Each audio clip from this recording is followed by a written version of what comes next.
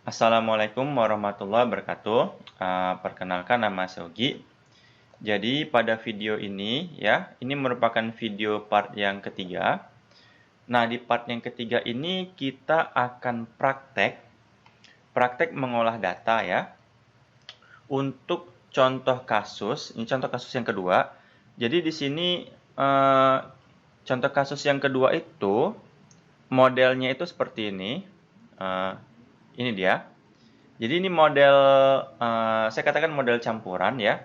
Campuran maksudnya itu, jadi dalam model ini ada indikator-indikator yang sifatnya itu formatif, ya, yang pelayanan ini indikatornya formatif. Sementara yang kepuasan ini indikator-indikatornya itu reflektif. Nah, jadi makanya di sini judulnya model first order, model campuran ada reflektif sama formatif.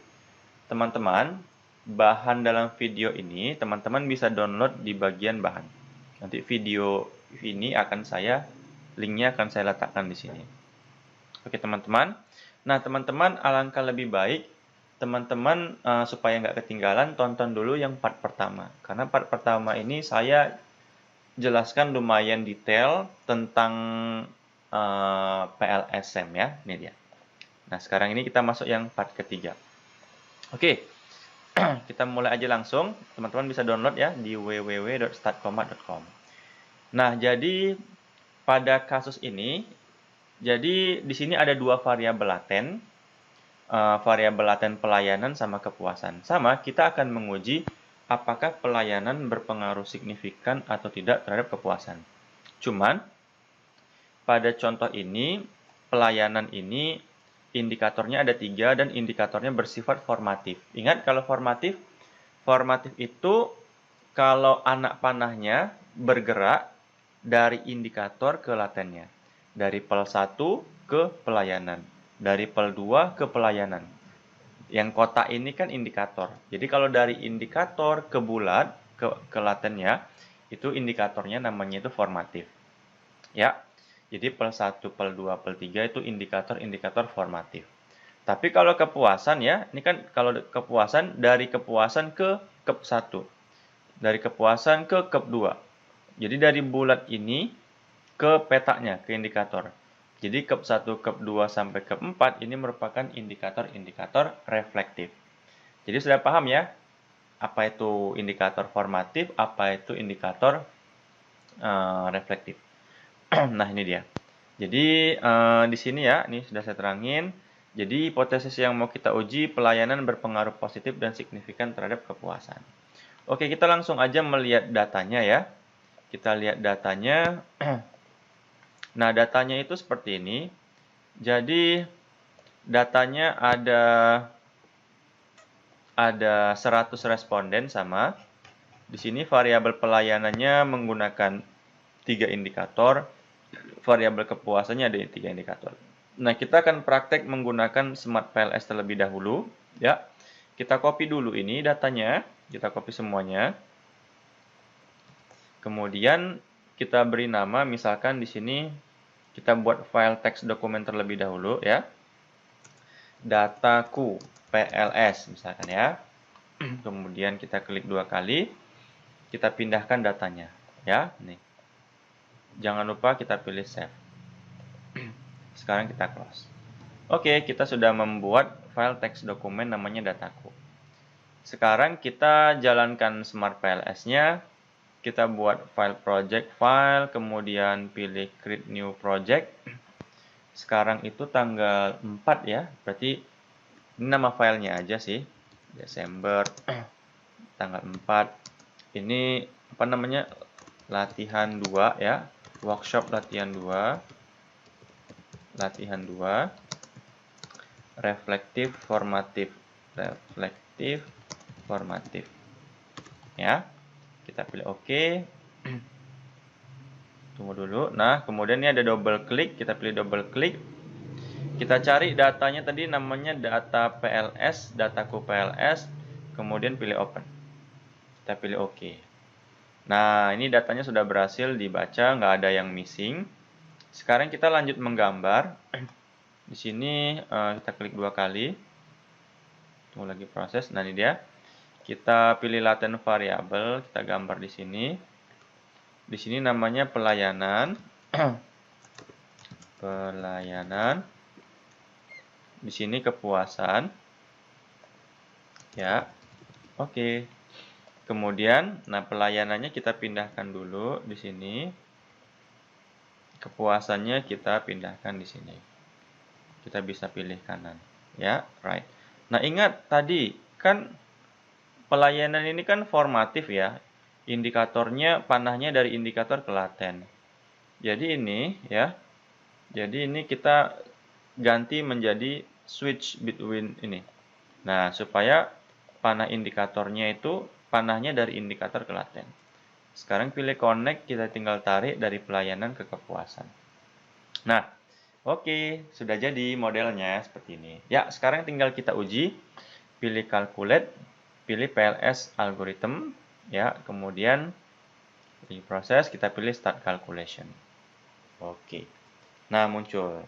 Nah, pengujian apa? Pengujian kalau modelnya campuran, modelnya tadi ada reflektif sama formatif, maka kita mesti memisahkan dulu. Jadi, kita mesti melakukan pengujian untuk variabel laten yang pengujian outer model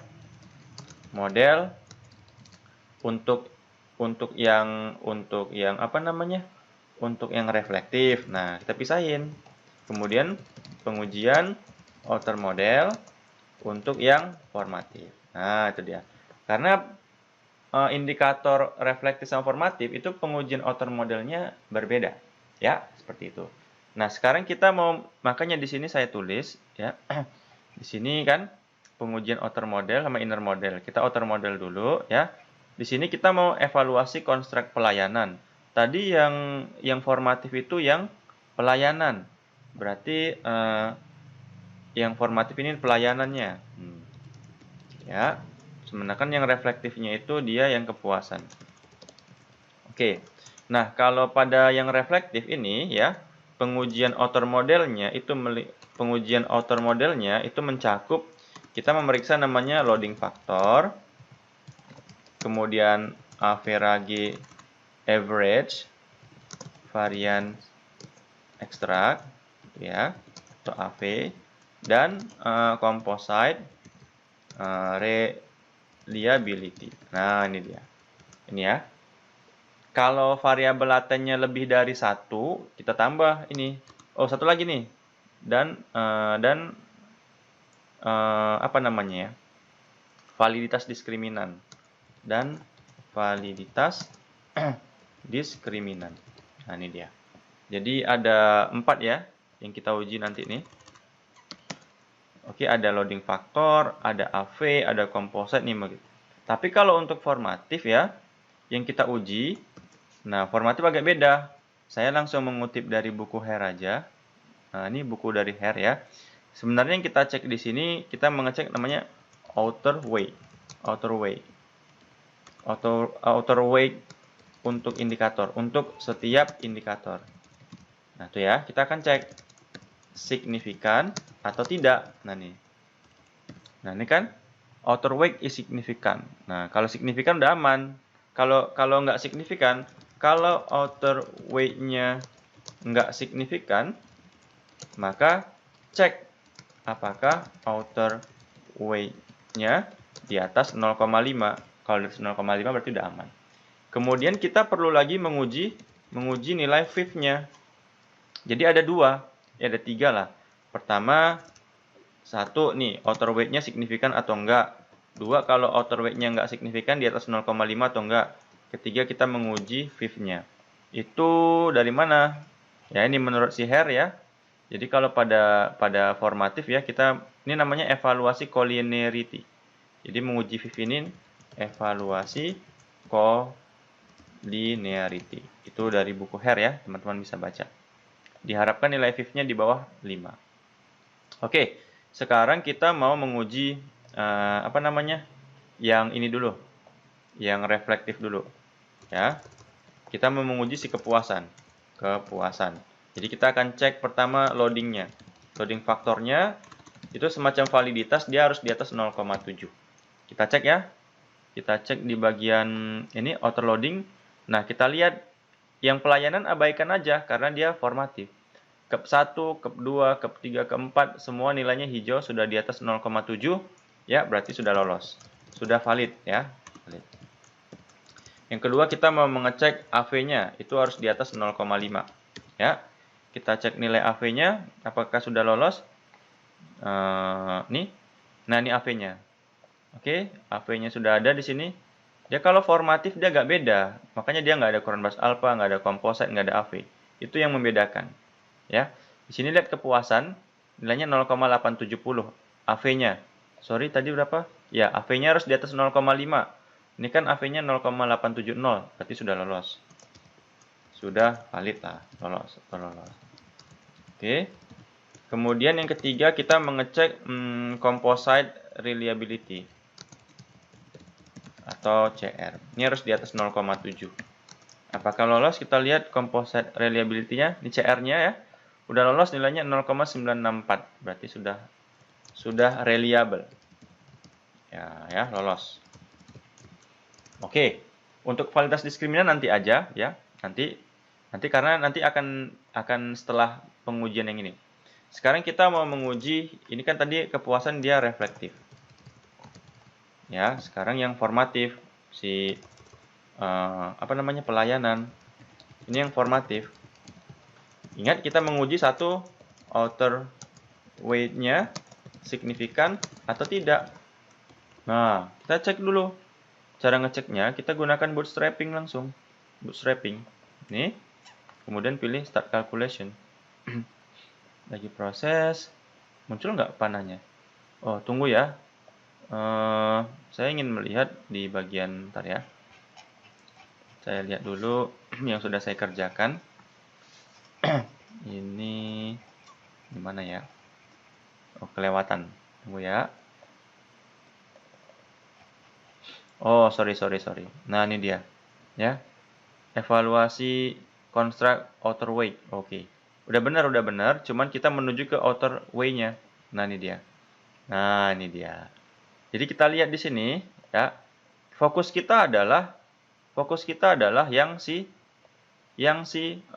pelayanannya. Pel 1. Jadi pel 1 menuju pelayanan signifikan atau tidak, gitu ya.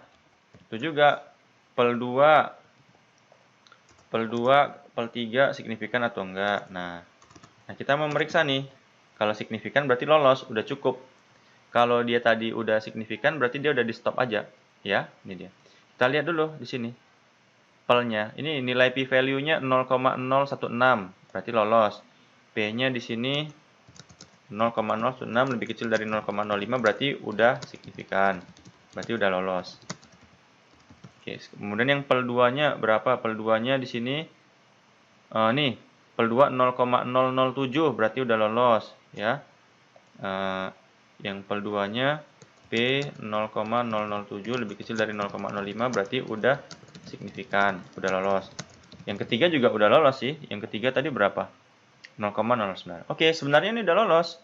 Semua sudah lolos menurut udah lolos. Kita ikutin panduannya si Her tadi ya. Si Her tadi kan dia bilang kalau udah signifikan, outer weight is signifikan ya continue selanjutnya. Ya, udah lolos. Tapi kalau dia nggak signifikan, cek apakah outer weight-nya di atas 0,5. Kita lihat lagi aja. Walaupun udah lolos nih outer weight-nya untuk pel 1 0,556 outer weight-nya. Untuk pel 2 0,661. Untuk pel 3 0,5566. Berarti udah lolos. Kita pun udah lihat bahwa seluruh nilai outer weight dari pel 1, pel 2 dan pel 3 sudah di atas 0,5. Berarti udah lolos deh, ya. Jadi udah nggak ada masalah di bagian outer weight. Kemudian kita lanjut menguji nilai fifth-nya. Kita lihat collinearity-nya. Nilai fifth-nya itu harus di bawah dari 5. Dimana kita ngecek nilai fifth-nya? Kita cek di bagian mana ya? Fifth-nya, tunggu saya lupa letak fifth-nya. Di pad bukan, ini bukan. Laten, bukan. Outer weight, residual. Ini nih, sorry, ini fifth-nya. Ya, fifth-nya ini. Tunggu ya, kita lihat tadi hasil fifth-nya berapa. Bentar ya teman ya. Oh, kita lihat fifth berdasarkan pel 1, pel 2, pel 3. Tunggu, saya lupa posisinya. Nah, di sini nih, sorry. Nah, nih. Kita fokus pel 1, pel 2, pel 3. Fifth-nya udah 1, kan di bawah 5.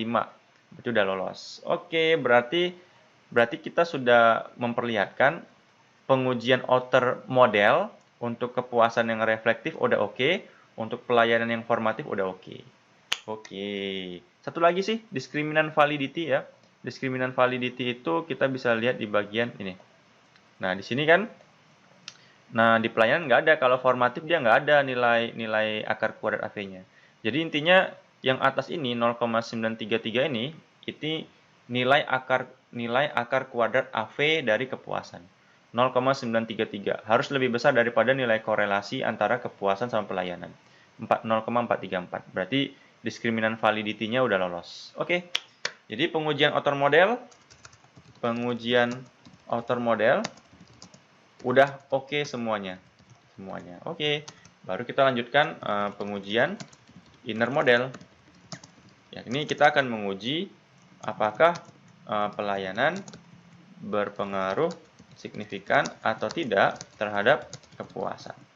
Ini dia inner model atau pengujian hipotesis.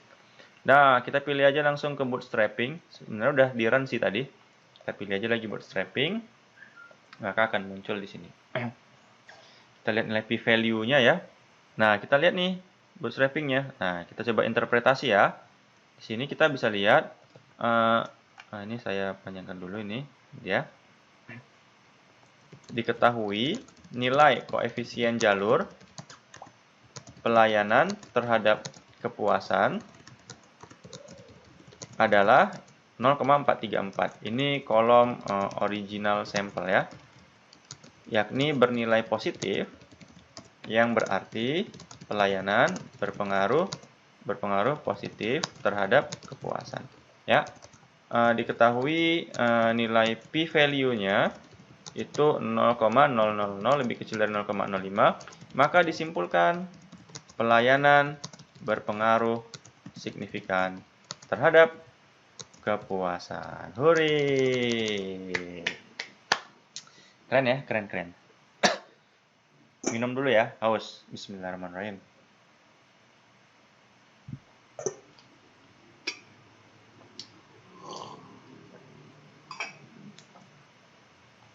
Oke ya, berarti dengan Smart PLS kita udah beres ya. Oke. Sekarang kita akan menggunakan software StatCal ya. Jadi ini udah aman ya, kita gunakan software StatCal. Kalau kita mau pakai StatCal, tunggu ya. Kok saya apa tadi ya? Saya close. Sorry. Oke. Kalau kita pakai StatCal, jadi kita jalankan dulu StatCal-nya. Oke, jadi menjalankan StatCal dia di browser tapi nggak perlu terkoneksi internet. Ya. Nah, sekarang untuk menu PLS SEM itu kita bisa akses di bagian ini, partially square structural equation modeling. Lagi proses. Ini dia. Kita pindahkan datanya terlebih dahulu. Kita copy semuanya dari sini sampai ke bawah, kita copy. Kemudian kita pindahkan di sini. Nah, kita akan definisikan inner model sama outer modelnya. Ini saya hapus dulu. Tadi ingat ya, kita lihat gambar dari sini, ya. Nah, kita lihat di sini. Jadi kita definisikan dulu definisi outer modelnya. Jadi di sini pel 1 menuju pelayanan, ya. Pel 2 menuju pelayanan. Pel 3 menuju pelayanan. Kepuasan menuju kep 1, kepuasan menuju kep 2, kepuasan menuju kep 3, kepuasan menuju kep 4. Nah, ini kita definisikan udah outer modelnya. Sekarang inner modelnya. Definisi inner model berarti pelayanan menuju kepuasan. Nah, sekarang tinggal kita buat rapi di sini. Berarti di sini ada source, di sini ada target. Oke, ini untuk yang misalkan untuk yang outer model dulu. Oke, kita pindahkan ke sini. Oke, kemudian di sini kita definisikan yang inner model. Oke, di sini pelayanan menuju kepuasan. Nah, udah selesai. Sekarang tinggal kita pindahkan aja. Kita pilih source-nya dulu, yang untuk outer model. Ini yang outer model, source. Kemudian kita copy lagi yang targetnya, ini. Ya, kita pindahkan ke sini. Kemudian untuk ini pelayanan kepuasan. Kita bisa ketik di sini aja, pelayanan sama kepuasan. Oke, udah selesai. Tinggal dilihat aja bagian resultnya, maka akan muncul di sini. Nah, ini nilai loadingnya nih. Tuh, nilai loadingnya. Oke, kita kan tadi nilai loadingnya coba kita bandingin dengan Smart PLS ya. Kita PLS algorithm, pilih start calculation. Nah, auto loadingnya misalkan untuk kepuasan, kep satunya 0,934, sama nggak dengan start cal? Mana ya? Untuk kep satunya ini dia, 0,943. Di sini berapa sih tadi? Oh ya, 0,943, saya lihat ya. Keduanya di Smart PLS 0,921, sama nggak? Sama. Ketiganya 0,932, sama nggak? Sama. Jadi nggak ada beda ya. Oke. Dari loadingnya nggak ada masalah. Kemudian dari ini, construct reliability. Saya mau lihat nilai AV 0,870. Nah, kalau di start call itu AV itu namanya communality ya. Kita bisa lihat communality di sini untuk kepnya 0,87 atau 0,870. Sama, nggak ada beda. Untuk composite reliability-nya 0,964. Apakah sama? Ini di Long Goldstein-nya, ini composite reliability 0,964. Jadi sama, nggak ada beda antara hasil start call dengan Smart PLS. Ya. Kemudian nih, outer weight-nya, outer weight-nya di sini kita fokus outer weight-nya, nih outer weight ya. Di sini outer weight-nya untuk tadi yang mana ya? Untuk yang pelayanan ya. Outer weight untuk pelayanan 0,556, 0,611. Sama nggak? 0,556, 0,6 sama. Jadi nggak ada beda. Ya. Kita langsung aja ke pengujian hipotesis ya. Inner model. Kita masuk ke significant test dengan bootstrapping. Ini dia. Oke, kita tunggu dulu. Lagi melakukan bootstrapping. Tunggu dulu. Oke, sudah muncul hasilnya ya. Nah, sekarang kita coba interpretasi di sini ya. Diketahui nilai koefisien jalur pelayanan terhadap kepuasan adalah 0,434. Ya, ini kolom namanya estimate ya. Nah, yakni bernilai positif ya, yang berarti pelayanan berpengaruh positif terhadap kepuasan. Kemudian diketahui pelayanan berpengaruh signifikan terhadap kepuasan oleh karena pada interval lower uppernya itu tidak memuat 0. Jadi kalau pada interval lower uppernya nggak memuat 0 berarti signifikan. Maksudnya gini, kan lowernya berapa di situ? Lowernya kan di sini 0,217. Uppernya nilainya 0,588. Perhatikan dari 0,217 menuju 0,588 ini lowernya ya. Dari lower 0,217 ke upper 0,599 kan dari 0,217 ke 0,599 kan tidak memuat 0. Tidak memuat angka 0 ya. Artinya itu dia berpengaruh signifikan. Ya, gitu ya. Oke, mantap. Itu dia cara keputusannya. Nah, ini dengan start call udah oke. Sekarang kita coba menggunakan R ya. Kalau kita mau pakai R, ya, R itu pakai ngoding sih sebenarnya. Nah, ini pakai R ya. Jadi pertama kita baca dulu datanya. Nama datanya itu ya data, nih datanya ya. Jadi data ini dibaca dulu ke dalam R menggunakan fungsi read.table. Kemudian nah di sini kita definisikan outer model. Ini ada source untuk outer model, ini ada target untuk outer model. Ini pel ini ya. Ya, jadi kalau kita definisikan dalam bentuk matriks ya seperti ini. Ini maksudnya pel menuju ke pel. Ini pel 1 ke pel 2 ke pel 3 ke pel, ke 1. Ini. Yang ini ya. Jadi setelah kita definisikan outer model, kita definisikan lagi inner modelnya seperti ini. Nah, inner model seperti ini, pelayanan menuju kepuasan, ya. Nah, selanjutnya baru kita eksekusi ini. Nah, di sini baru kita bisa lihat hasilnya ya. Nah, di sini ini nilai loadingnya nih. Pel 1 ke pel kan di sini berapa? 0,556, 3 angka. Pel 1 ke pel. Kita bisa lihat dari Smart PLS-nya tadi, misalkan ya, pel 1 ke pel 0,556. Pel 2 ke pelayanan 0,611. Apakah sama? 0,6107. Kan kalau dibulatkan 3 angka di belakang koma kan 0,611. Jadi sama aja hasilnya.